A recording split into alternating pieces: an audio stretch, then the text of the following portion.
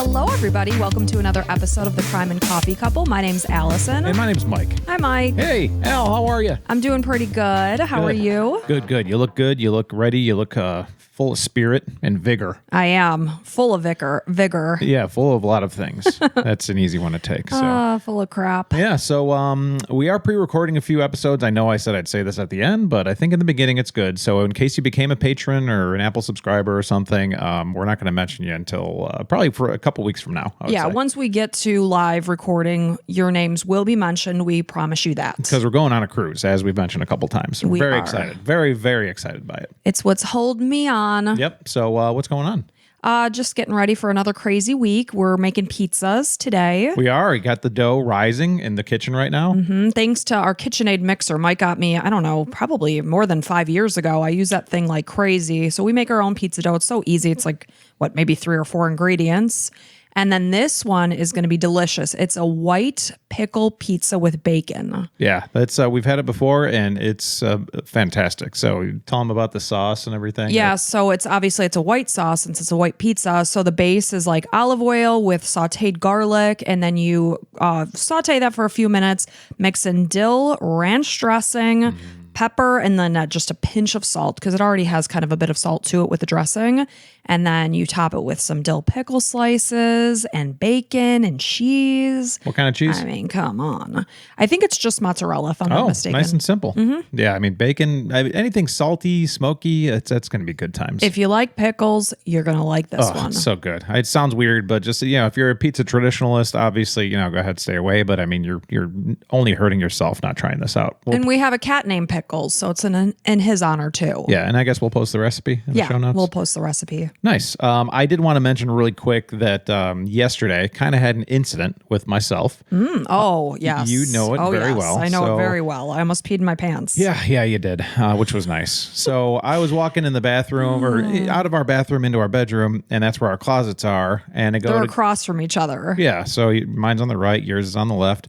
I go into the right, into my closet, and I was really tired yesterday. I got up super early. I didn't get a lot of sleep because I had to check in for our cruise. Well, real quick, let me interrupt you. Before you did this, you sat down on the couch and you go, what kind of animal goes to a dark room and dies by itself? Because that's what I feel like right now. I just want to go into a dark room and die because I'm so tired. I just wanted to curl up and just die and just have it all done. Like, I didn't want to kill myself, but I was fine with no longer living. Just kind of like, I'm done. So then this is probably like maybe 10 minutes later. Okay, yeah. So sorry about that. No. So I go to like change my shirt because, of course, we're going out for ice cream. And I'm like, yeah, it sounds great because Allison loves ice cream. And so I go into our closet and make it right, and I stub my toe like bad, like right into the edge. So like there's like a finished edge of like, it's like a doorway. So it's like, it got some finish on there, and I slam my pinky toe right into the edge of it. And like usually, I stub my toe a lot. You do. It's weird. You can vouch for that. It's really weird. I generally don't really. It's not clumsiness. Maybe it is spatial awareness. I think it's just a general lack of caring. In general. You kind of just like fumble around. Yeah, like I don't really. I have a big pain tolerance, so if I hurt myself, like I always have scratches on my hands. Like if any of my coworkers are listening to this, look at my hands next time, and there's always something on my hands, like always. So I go into my closet, I stub my toe, and I was just like. And I just happened to be standing in the doorway of my closet right across from him. You watch the whole thing happen, and of course I make the noise, and you're looking at me, and I go to like, and it was hurting longer and like more sharp than usual. So usually it's like about 8 seconds, and I'm okay. But it was like kept on going, like 12, and I was like, oh no, this is gonna be worse than usual. It was bad. It was bad. I started like punching the closet door, and I was just like, oh gosh. And then at the same time, I don't want to make a hole because I know that I'm gonna have to fix it. Yeah, you're gonna fix that shit. And I certainly was not gonna look at the damn toe because I didn't want to see blood and whatever was happening. So I was just like, hon, can you help please? And you're like the best nurse, even though you're not a nurse. I'm a dietitian, but I could be a nurse. I mean, again, if you're a nurse, I'm not disqualifying your job because it's tough. Wow. But I would go back to school and be a nurse if I could do it all over again. That'd be a consideration for me. So I don't have any problem with looking at blood or cuts or anything like that. So I go to lay down on the bed because the bed's right there. And But you didn't want to put your foot on it because there was literally blood like not pouring, but dripping down your foot. And I didn't know. And I figured it'd be bad. So I was just like, sorry to get my foot in the nobody wants to see your damn foot. I watched the YouTube last time I had my foot in the thing and I was like, that's disgusting. Get your foot down. So I lifted my foot above my heart because that's how you stop bleeding. And I was just laying there and I was just like, and she's like, do you want to look at it? I'm like, no, not yet. So I'm not going to look at it just yet, but I did. And it was, I don't know, the skin like came off the top of the toe. So I think the nail was okay. The nail was unscathed. Yeah. So I'm happy to report the nail's okay, folks. I'll keep you guys updated. I got our little first aid kit out. She's like, this little piggy doesn't look very happy. This is not a happy piggy. Yeah. The piggy's a little disrupted. And I turned in the bed yesterday a few times and it hurt a little bit. Yeah. It's going to be bruised for sure. Yeah. And it was very angry, swollen, but I patched you up. You were good as gold. And then we went for our ice cream, which was like a neat place. It's like shaved ice plus ice cream mixed together. And it was delightful. And we were full as hell. And then we got home and we went to bed. I'm like, nothing I'd rather do when I'm full than just go right to sleep. And it's like, man alive. It was really bad. Yeah. That was a bad idea. It was. But I just like to make you happy. Sometimes I have bad ideas. Yeah, a lot of times. And I just go along with it because I just want to make you happy. Me and our daughter, the two of us together, we're trouble. You are. But we're besties and we're always together. Yep. So it's always stirring up trouble around here. Real quick, I did want to mention an Amazon addiction. This was a birthday present from my bestie. It's this Jergens Natural Glow Lotion. And you exfoliate, like I use a loofah in the shower, so I'm always exfoliating. But after you shower or whenever, put the lotion on, let it dry for a minute, and then you can get dressed as per usual. But it's a gradual self-tanner. So it puts the lotion on its skin and then it gets dressed again? It puts the lotion on its skin or it gets the hose again. So it's gradual. It's nothing like crazy, but I will tell you after a couple of uses, I could definitely start to see it and I could see like, oh, I need to put more on my foot because I was missing the top of my foot. So Jergens is probably kind of affordable, I would guess, right? Yeah, I assume so. On Amazon, 2 full tubes are like $20. So you probably get it at Target or anywhere too. Absolutely. I saw it at Target. Yeah, but if you want to support us, you can go ahead and click the link and go ahead and buy it through our link if you want. And there's 2 different tones. There's like fair to medium and then medium to dark. And it's great. And again, it's not like that harsh one where you have to be afraid of like streaks and things. It's very forgiving because I'm kind of haphazard when I'm getting dressed. I don't want to be like meticulous You're about very my quick. lotion. You just want it, you're efficient. You want to get it all very done. efficient. I almost like time myself when I'm putting my makeup on in the morning for work. I think you time yourself doing like pretty much everything. And I'm one of those people that if I have 30 seconds to my disposal, what can I do in 30 seconds? She's not scrolling her phone. Like you'll never see Allison standing there doing nothing. Like, no. There's always something. How can I maximize my time? And with that, Mike is the opposite. Correct. Well, we got to balance each other. The yin and the yang, and psycho. You're the not yin. Psycho. I'm the yang. It's fine. Not productive. Right. Productive. I got to keep you in line. That's right. all. I'm but productive. You're good. I'm productive for work, and after work, it's just all kind of out the window. You're good though. You're my little helper. I'm good. Thank you very much. And I love you. I love you as well. All right. So on that note, you ready to get started? Yes. All right. So this is the story of Catherine Hoggle and the disappearance of Jacob and Sarah Hoggle. So this is a listener suggestion from Rihanna. So thank you, Rihanna. So in 2014, Catherine Hoggle was the mother of 3 young children who had been working toward restoring her mental health for years. The family had a system in place so that Catherine was never alone with the children without another adult present. Wow, so it was pretty bad. It was bad. So despite this plan, in the late afternoon of Sunday, September 7th, 2014, Catherine left the house with her 2-year-old son, Jacob. She was saying she was going to pick up a pizza in Montgomery County, Maryland, and when she returned 2 hours later, she did not have Jacob with her. And then by the next morning, there was also no sign of their 3-year-old daughter, Sarah. So Catherine Hoggle was the oldest of 4 children, and when she began middle school, she started to struggle with her classwork. So somewhere around like 6th to 8th grade, she started struggling. So at this time, she was diagnosed with a learning disability and problems with what they said was executive functions, such as, day-to-day things, planning and organizing. As she continued to be evaluated by doctors, they became concerned with her mood. They questioned if perhaps she may be suffering from bipolar disorder. As the search for answers continued, Catherine worried about being stigmatized by mental illness. And I totally get that. You don't want to be labeled or assumed this, you can't do this or that because of this label you're wearing once you're diagnosed. Well, yeah, and then it's an excuse too, and it's kind of like people label you at that and don't give you a chance to do certain things. But hopefully you're not surrounding yourself with people like that. And, getting this diagnosis is very important because then you can be treated with the medications to stabilize your moods or hopefully, etc.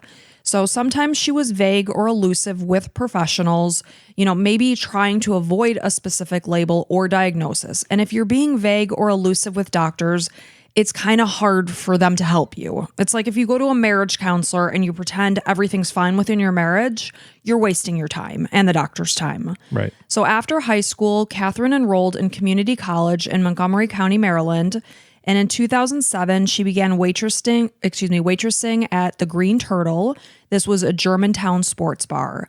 And it was here that she met and fell in love with a bouncer named Troy Turner. And she considered their love affair a fairy tale. In the fall of 2008, Catherine gave birth to their first child. This was a son. The family relocated to Harrisonburg, Virginia, and Troy began working. He was selling timeshares, and Catherine's mom, Lindsay, was helping the couple out. And that support system is hugely important when you do have a baby. Even if you're not struggling with mental health issues, they do say it takes a village. So Catherine's mom, Lindsay, was stepping in, and she was taking care of the baby 2 days a week. So when Lindsay would leave the house with her grandson, Catherine would often stuff index cards full of instructions for caring for the baby. So some of these included how to mix baby formula, when to feed the baby, a reminder to keep pillows away from the crib. And again, Lindsay is the mother of 4. So she's done this 4 times over. Yeah, but new generations, we have kind of different rules a lot of times. Like 40 years ago, they were a little more, laid back and they didn't know certain things like babies getting suffocated, right? So yeah, we might do the same. And also, like our parents thought it was crazy that we kept track of when our babies did certain things, urinate and whatever. So what time they slept, how long they slept, like we kept track of all that stuff. But yeah. So it was around this time that Troy began to worry about Catherine when she was becoming paranoid that someone was trying to break their family up. According to Troy, Catherine's concerns were not warranted, and he attributed them to postpartum depression. The couple welcomed their second child in 2010. This time it was a girl that they named Sarah. At this point, they moved to a 3-bedroom apartment in Montgomery, which was in walking distance to a swimming pool, playgrounds for the kids. So it was a good location for a young family. Yeah, nice. Their third and final child was born in 2012. This was a boy, and they named him Jacob. Because they were close in age, Sarah and Jacob were exceptionally close. They formed a very strong bond as they grew. Sarah was often like the little mommy. We call our daughter that, mommy number 2. Mm-hmm. So she was like a mommy number 2. She would imitate her mom. She would grab a small blanket to cover up her baby brother and say, "Here, mommy will cover you up." And within this case, the oldest child's name is not revealed because this is to protect his privacy. So Troy started seeing concerning behaviors from Catherine, and he felt that she was maybe trying to seek control of her life by withholding basic information from not only himself, but also her mom. So one day it was something simple, like, which 7-Eleven did you go to? And Catherine told him, the one in Germantown. And he felt she was being purposely evasive because there were multiple locations in that area. And when he asked, well, which location? She said, I already told you, even though she hadn't. So these little things were starting to show, and it was starting to concern Troy. So her confusion began to morph then into paranoia. And in 2013, Catherine became convinced that Troy's sister was regularly breaking into their apartment. So she went as far as to file court papers indicating that she had stolen a $12.09 pack of toddler undershirts and a $30 plastic toy. She also believed that Troy's sister was following her and indicated, we go to the grocery store, she shows up there. We start going to a different grocery store, she starts showing up there. And then she went on to tell a Montgomery County judge, I go to take my kids to the pediatrician, she shows up there. I go to my mom's house, she shows up there. So the judge is asking her, do you want to issue a restraining order against your sister-in-law? And she indicated she did not. The theft allegations were reviewed. We're talking about a $12 pack of undershirts and a $30 plastic toy. So they're reviewing this, complaint, and she declined to pursue anything. What a waste of time for the court system. It's like you don't want a restraining order, but why are we here? What are we doing? What is the end goal here? Yeah. So Troy was urging Catherine to go to therapy and to start taking her medications. He was truly unsure if she was following through with taking her medications because he wasn't seeing improvements that he had hoped to. So one day as they drove in the car together, Catherine began to whisper. He's hearing this and he's looking around. She's looking around the SUV, and he came to find out that she thought that their car was bugged. So he pulled the car over so that they could get out of the car because she didn't feel safe talking inside of the car. And, that was something he understood, that this was something she believed was true. Yeah. And that's tough because she doesn't think that this is, a disillusion. Right. So they got out of the car. They were talking on the side of the road, and he is assuring his wife, no one could hear you. And they tried to, he's trying to soften the message with humor, and he assured that we are far too boring to listen to. Right. So Troy was tempted to take Catherine to the hospital, but he worried about how she would react. And in his mind, she would just leave kicking and screaming. The family talked and decided to seek a court-ordered psychiatric evaluation because unless you have that, you can't just take somebody and have them committed. You couldn't say, oh, I'm taking you to the hospital if you don't behave. Well, what's the Baker Act all about? Isn't that part of it? Yeah, I mean, there's different things. I don't know much of detail, but I hear it thrown around all the time. Like Baker Act is a certain number of hours. It might be like 72 hours or something like that, where you really don't have any rights. Like you can't sign yourself out legally. So they were seeking a court-ordered psychiatric evaluation. And on August 13th, 2013, sheriff deputies arrived at the apartment to take Catherine to the hospital. In addition to this occasion, authorities were called to the apartment 2 more times, and still her condition continued to worsen. Well, yeah. I mean, it's only going to get worse. So at this point in time, she was involuntarily committed to the largest private psychiatric hospital in Maryland. This is Shepherd Pratt, and this is just north of Baltimore. So obviously they were concerned with the fact that she definitely needed some help, and that's where they were able to get her involuntarily committed. So when Troy explained to the kids where their mom was, because they're very young at this point, he compared it to the time that he had to go to the hospital for 2 days to get better for his asthma. He explained to them that mommy's going to have to just stay a little bit longer. So Catherine's mom, Lindsay, began following the story of Virginia State Senator Cray Deeds, who had been stabbed by his mentally ill son, who then turned a gun and shot himself. So Lindsay sent Deeds an email in order to express her sympathy to what he went through and wrote, "While my daughter is closing in on 3 weeks of hospitalization, she is still very fragile, and I only pray in the right direction." So when Catherine was released from the hospital, she initially went to a group home. It was the goal for her to get well enough so that she could return home to her family. And by spring, they were making the steps to do that. She was remaining in transitional programs that allowed her to see her kids gradually more and more. So she took her medication, and she seemed to grasp the fact that she did need this medication in order to keep her illness under control. And that's what I hear a lot, is that, you start to feel better and you question, do I need this? I'm fixed. Right. So she went on to be enrolled in a day treatment program. So Catherine's father, Randy Hoggle, saw that his daughter was returning to the attentive mother that she had previously been. Not only did she read the children books, but she also was sitting with them. She spoke about the story, why things were happening the way they did in the book. Randy also noticed, though, at times the medication did seem to make Catherine very tired. It made her disconnected. And I think, too, that's a lot of the reason why people don't want to comply with it, because they just feel very run down. Yeah. So he said that, sometimes she would open the book when she was sitting with the kids and she would just stare blankly at the pages. She would allow the children to turn the pages in hopes of, starting to put the story together. And that's tough. Yeah.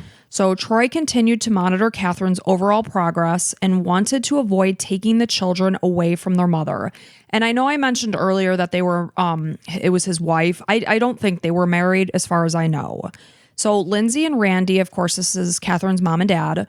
They were on board with this goal. You know, they wanted their daughter to be involved in their children's lives, but they also wanted the children to be safe. Yeah. So they never thought that Catherine would ever intentionally hurt the kids, but they knew that her delusions could return without any kind of warning. And when this was happening, the kids weren't safe. Yeah, I mean, I'm sure the professionals told them, they're not completely safe if this happens. So Right. you just got to know. And nobody ever thinks that somebody close to them is capable of it. Right, of course.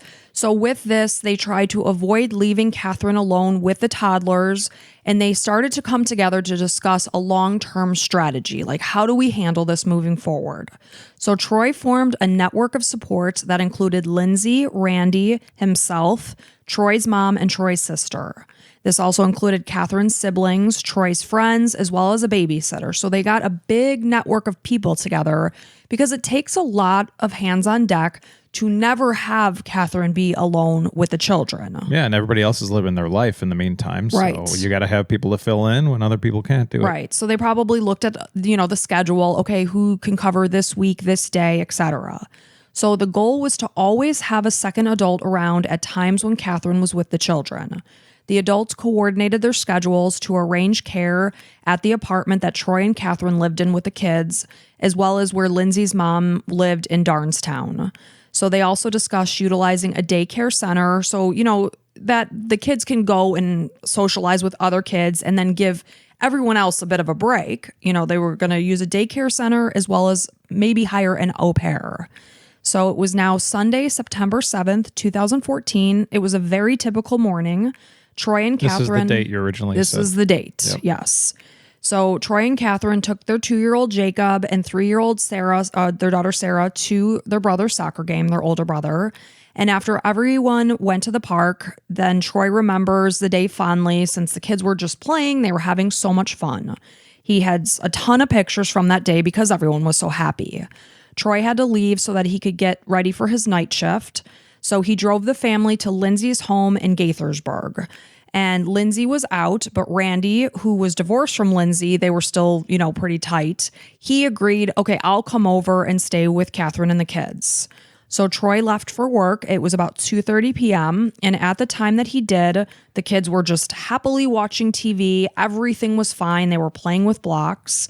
And before he walked out the door, he gave them a hug and a kiss. He told them that he loved them and he couldn't wait to get home to see him. This was his typical routine. Sadly, that is the last time he ever saw his son and his daughter, Jacob and Sarah. So at about 4 p.m., Catherine told her dad, Randy, that she wanted to borrow the car since she had a coupon for a pizza. She said she would just run and pick it up. And as she's saying this to her dad, Jacob was clinging to her. So Catherine asked, could I just take him with me? I'm just going to get a pizza. So for years, Randy saw that Catherine responded well to expressions of confidence and felt that this step, allowing her to venture out for a simple task of getting a pizza, could be helpful for her, give her that confidence. Like, I'm a mom and I can do this. Yep. And unfortunately, that was a bad decision. Bad decision. So because of this, he allowed Catherine to take his car and leave with Jacob. So 2 hours later, and it shouldn't have taken 2 hours, she was running to get a pizza. She returned and she was alone. She said that she had left Jacob at a friend's house for a planned sleepover, but nobody had talked about a planned sleepover. So Lindsay noticed, because Lindsay's there now, that Catherine was wearing a large purple dress shirt that belonged to Troy. She wasn't wearing this dress shirt earlier. So when Lindsay asked her about it, she immediately removed the shirt. She left it on the kitchen counter. But this told Lindsay that Catherine had gone back to their apartment in Clarksburg at some point when she left with Jacob. So at this point, Randy, Catherine, Catherine's older son, and Sarah returned to Catherine's apartment. Lindsay was not there with them. Was Randy asking questions at all?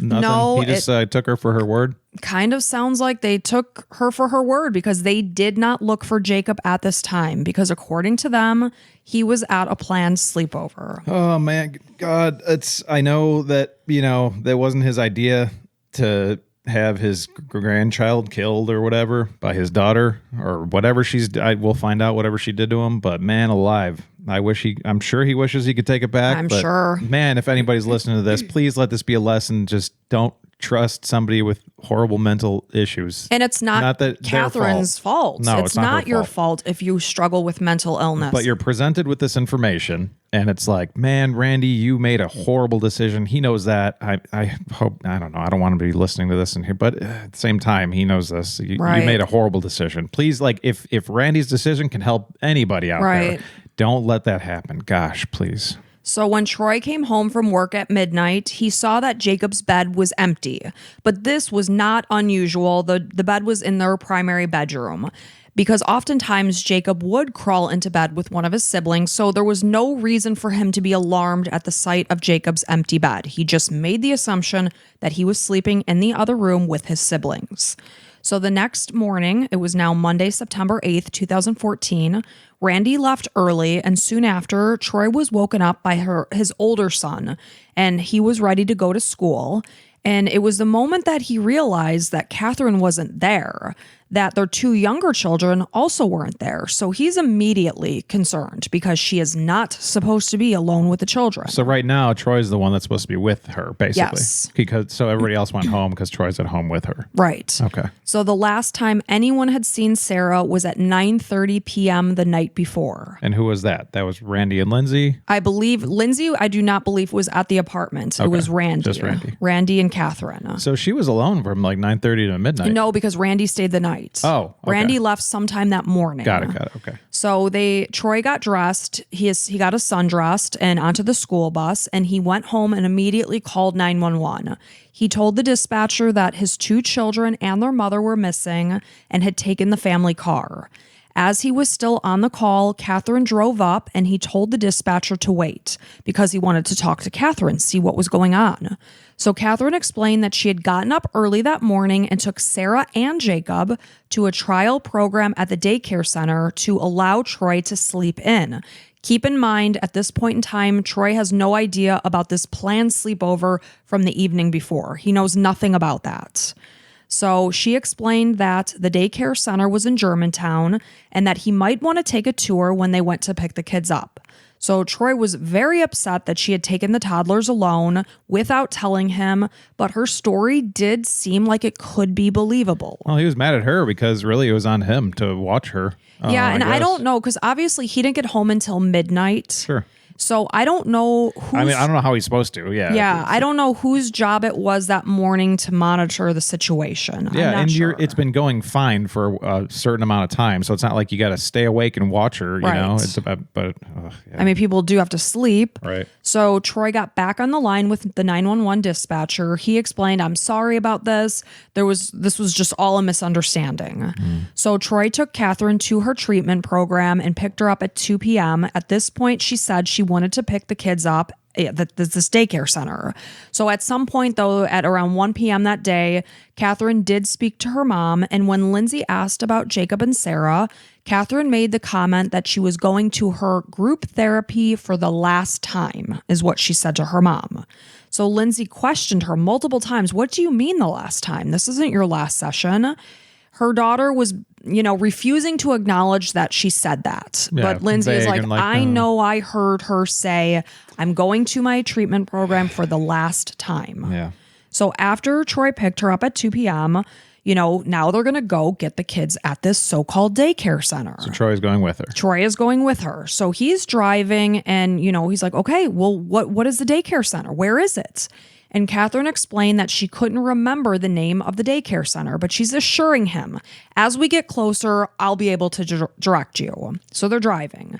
And the more they drove, the more evasive she became. And then Troy's seeing everything through his whole life being like, something's wrong here.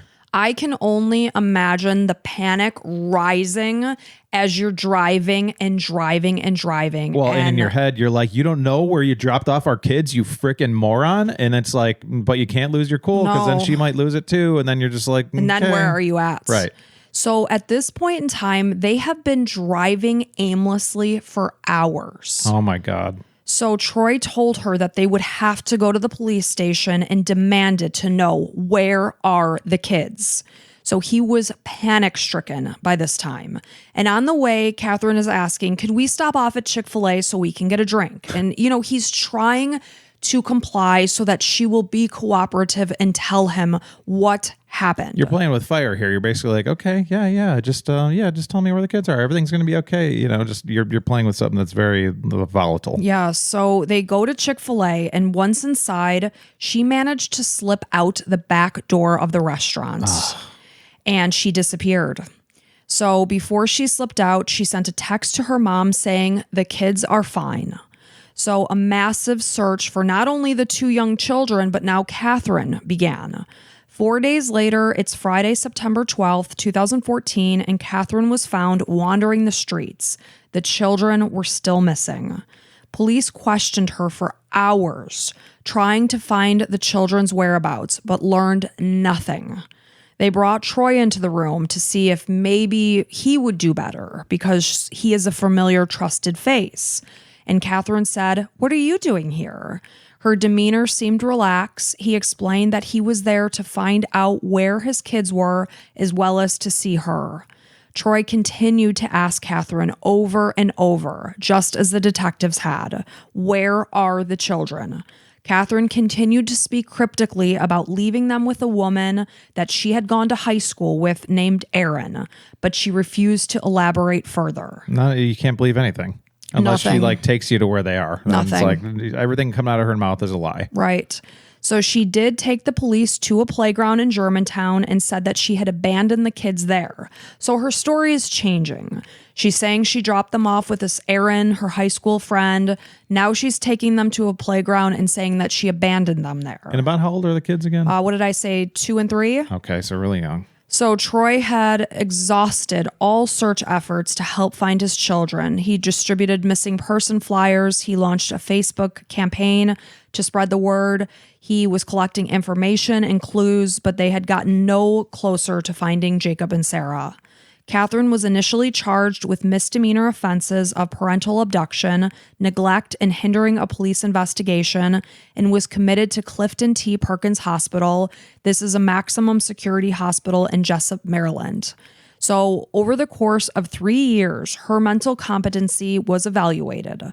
With the charges set to expire, Montgomery County prosecutors secured an indictment charging her with 2 counts of first-degree murder. So a person charged with misdemeanors and deemed mentally incompetent to stand trial can be held for a maximum of 3 years, and this time was coming up. So, and if charged with a felony, they can be held for an additional 5 years to buy more time. So they held her for the maximum, basically. Yes.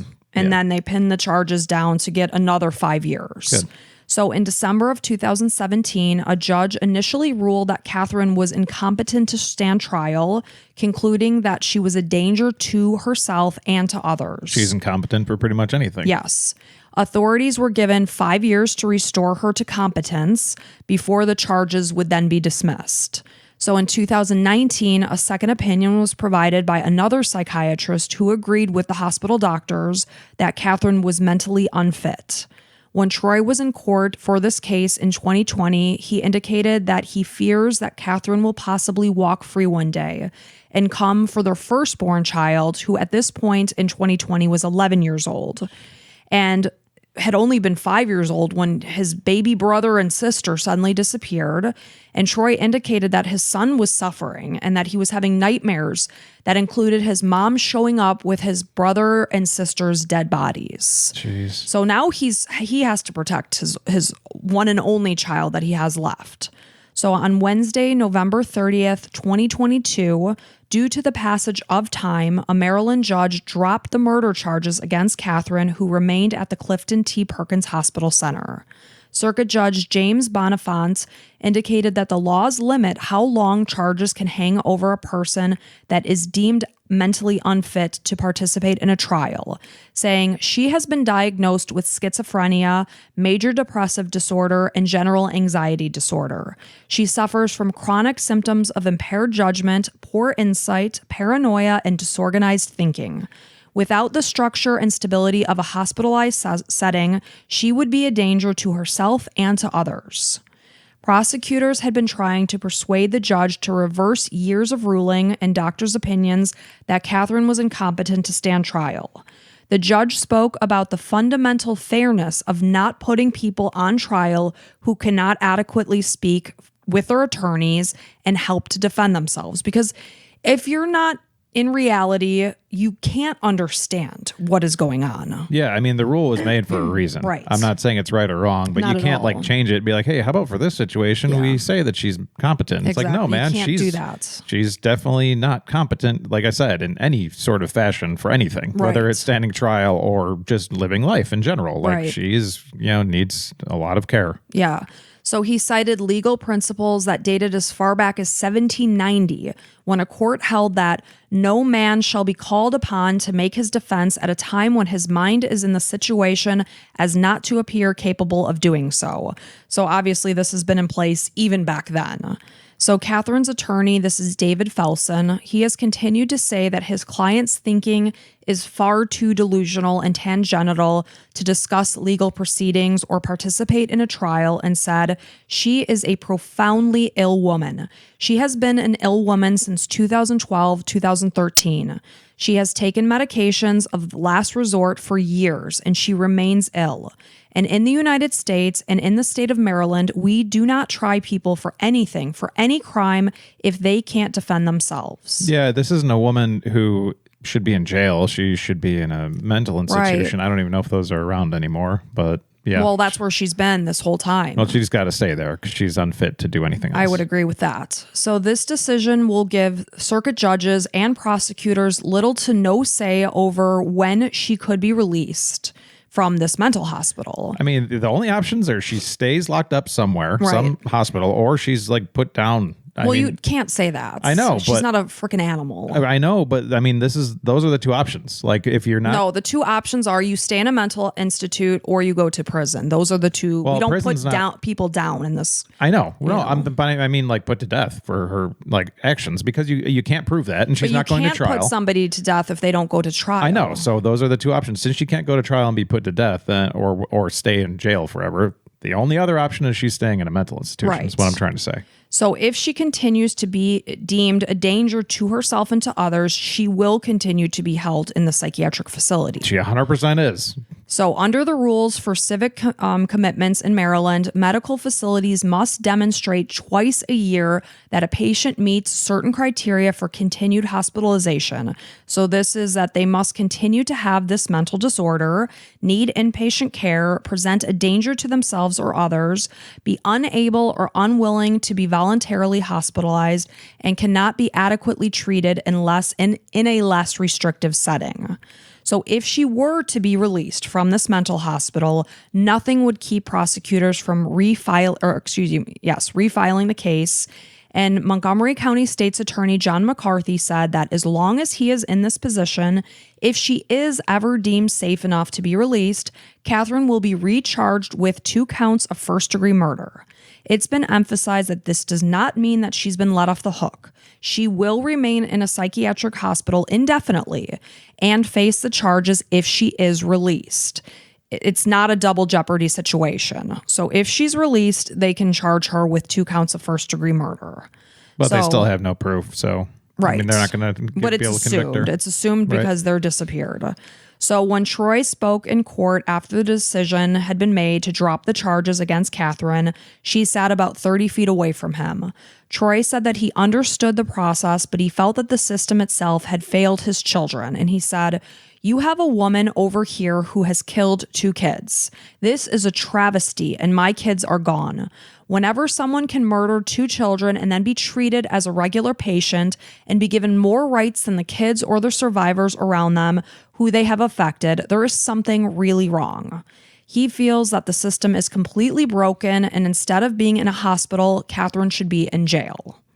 Some believe that Catherine is exaggerating the extent of her illness to avoid facing a jury and facing the consequences, pointing to the fact that her IQ was once tested 135, which is considered moderately gifted.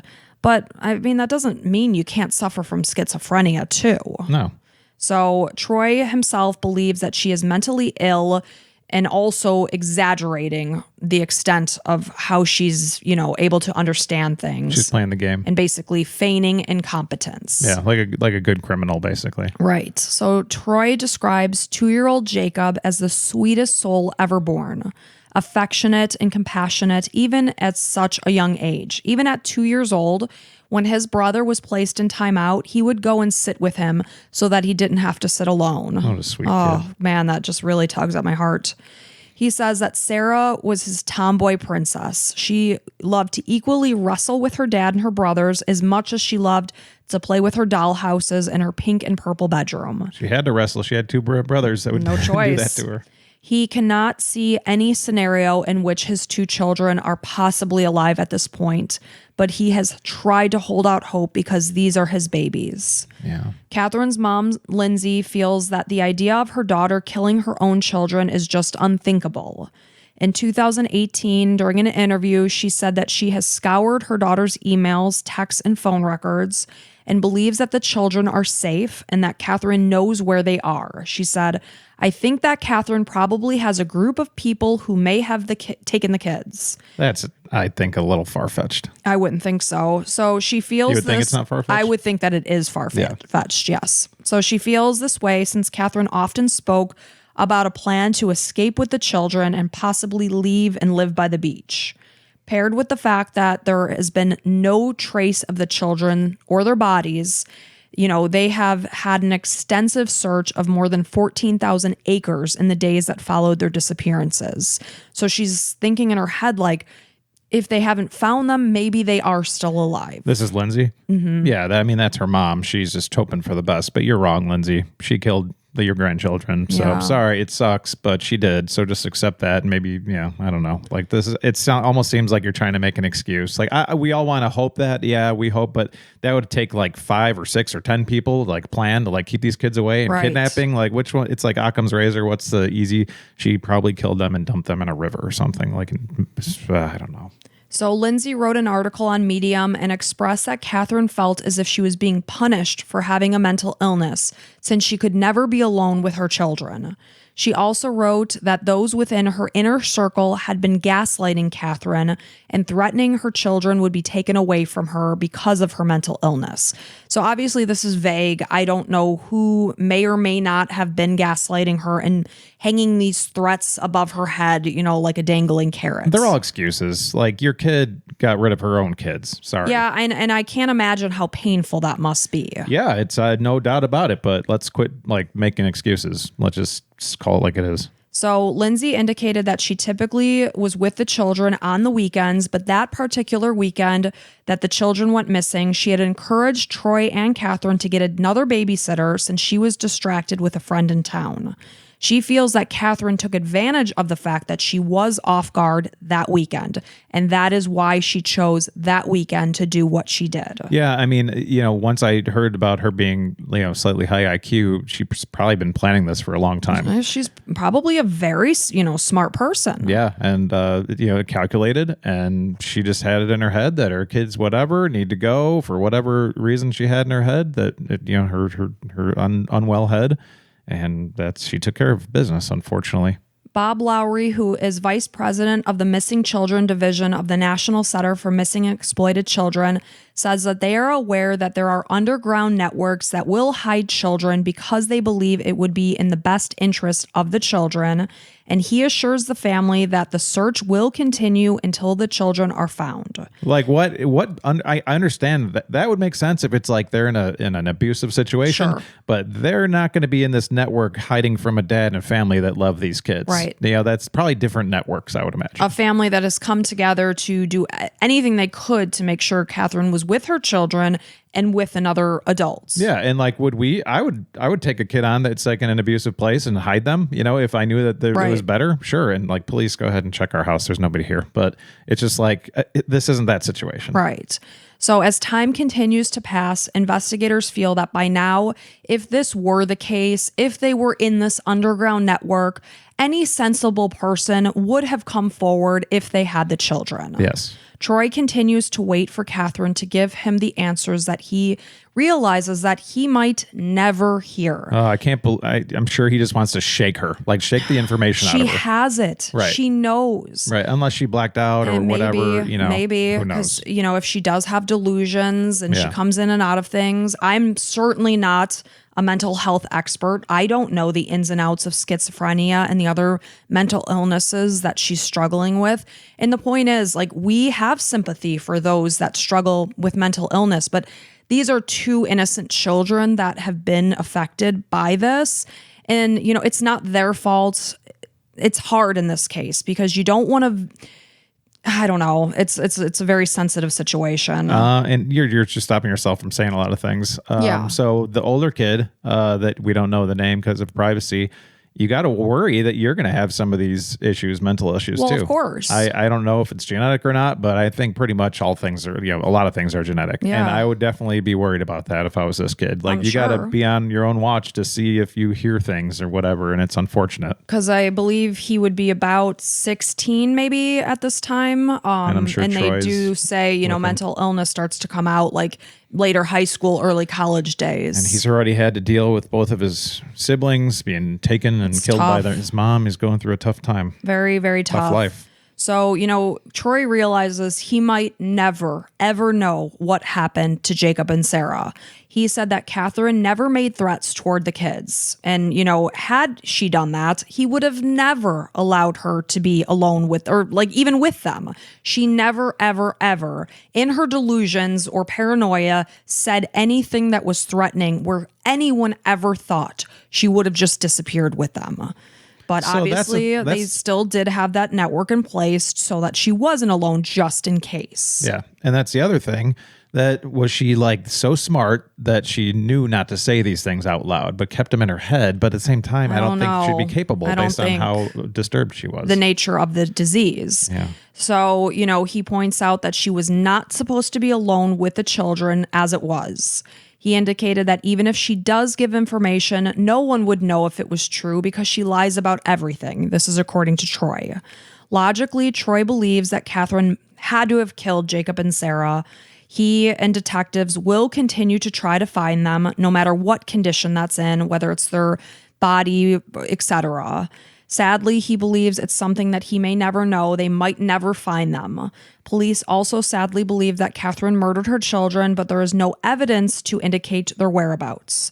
She has told hospital staff that her children are safe, but continues to refuse to reveal their location. The case remains unsolved and foul play is suspected due to the involving circumstances. On July 3rd, 2024, this year, Jacob would be turning 12. November 20th of this year, Sarah would be 14. If you have any information about the fate or whereabouts of Jacob and Sarah Hoggle, please call 911 or 1-800-THE-LOST. And that is the sad and tragic disappearance of little baby Jacob and Sarah Hoggle. What a horrible story. Such a terrible situation. I wonder if it's worth trying to get Catherine like really into religion or something. Well, is she out? No, she's in the psychiatric hospital. Okay. So like try to get her really into religion and then be like, if you don't tell us where your kids are, you're going to hell, something that like, but that's like manipulating. It's totally manipulation. I agree. If you work in this mental hospital, you can't manipulate your patients. Well, that's probably why I don't work in a mental hospital. It's a good thing you don't. Yeah. But I would, instantly things like I want to try to figure out how to get her to value it enough to tell somebody about it, to get it off her head, because she doesn't, she knows she has this information. Well, let me ask you that. Do you think she knows where the children are, or do you think she potentially blacked out in whatever she did? Since she's saying that they're safe, I know, well, she probably has convinced herself that they're safe somewhere. So, like, could she even give somebody that information? Yeah, I guess maybe not, but still she did it. And we all know she did it. And she's a horrible danger. So I hope she stays locked up forever because she's definitely a danger. Yeah, at least to her oldest child, at the very least. And God knows what else she'd be a danger to. So. And this is the 10th anniversary of when they disappeared. So 10 years have gone by and they're no closer to knowing what happened to Jacob and Sarah. And, her father, Randy, I'm sure he wishes every day that he didn't let her go. You would never think that. And you know what? Somebody, now that I know she's higher IQ, she's probably would have got it done somehow, Well, and like her mom even said, she took advantage of the fact that weekend she was off her guard because she was with her friend. And perhaps showed that, when you give her a little bit more confidence, she showed on purpose being like, oh, that was so nice to go. And then, you train people. Right. We're human beings. We're not like robots. Right.